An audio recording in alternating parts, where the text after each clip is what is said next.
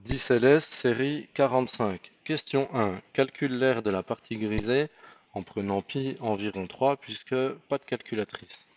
Alors l'aire de la partie grisée, c'est quoi? C'est l'aire de ce demi-disque complet moins l'aire du petit demi-disque ici qui est resté en blanc. Donc, ça vaut pi fois rayon au carré. Le rayon du grand demi-disque, c'est 4, donc ça nous fait pi fois 4 au carré. Et on n'oublie pas, c'est divisé par 2 parce qu'on parle ici de demi-disque. Même chose pour le petit disque qui est resté en blanc, donc pi fois le rayon au carré. Alors si le diamètre vaut 4, le rayon vaut 2, donc pi fois 2 au carré. Toujours divisé par 2 puisqu'il s'agit d'un demi-disque. Et donc on fait la différence entre les deux puisque la partie grisée, c'est ce qui nous reste une fois qu'on a enlevé la partie blanche. Ça nous donne, alors 4 au carré, 16. 16 divisé par 2, 8. Voilà, 8 pi, moins, alors 2 au carré, 4 sur 2. Voilà, 8 pi moins 2 pi, ce qui nous fait 6 pi. Donc on va le plus loin possible en valeur exacte. On ne fait l'arrondi qu'à la dernière étape. Et donc là voici la dernière étape. Si on remplace pi par 3, on obtient 18 cm².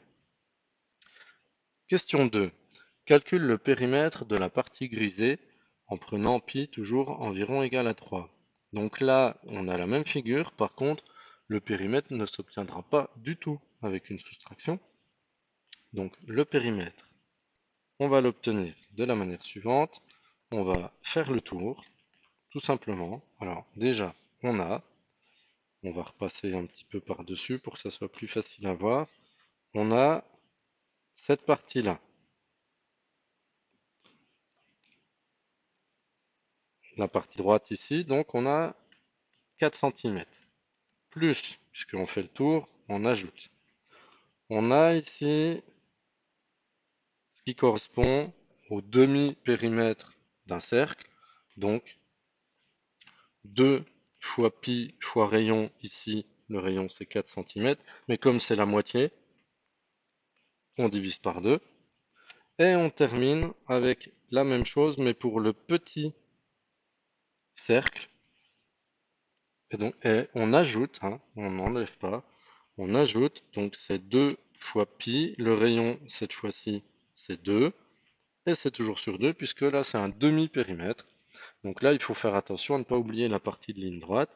Alors, donc 4 plus, alors 2 et 2 se simplifient, donc 4 plus 4 pi, là même chose, plus 2 pi, ce qui nous fait 6 pi plus 4. On passe à l'arrondi. Pi égale 3, enfin environ 3, donc 6 fois 3, 18. 18 plus 4, 22 cm. C'est un périmètre, donc longueur. Question 3. 0,5 fois 100 fois moins 0,5 fois 4. Alors, euh, déjà, le résultat sera négatif. Ensuite, 0,5 fois 0,5, ça fait 0,25. Et 0,25, c'est justement un quart. Donc, ça va venir s'annuler avec la multiplication par 4. Résultat, ça vaut moins 100. Question 4. Écrit et effectue avec A égale 3, B égale moins 5 et C égale moins 1. Donc, en gros, il faut simplement substituer. Alors, B moins C. B, c'est moins 5.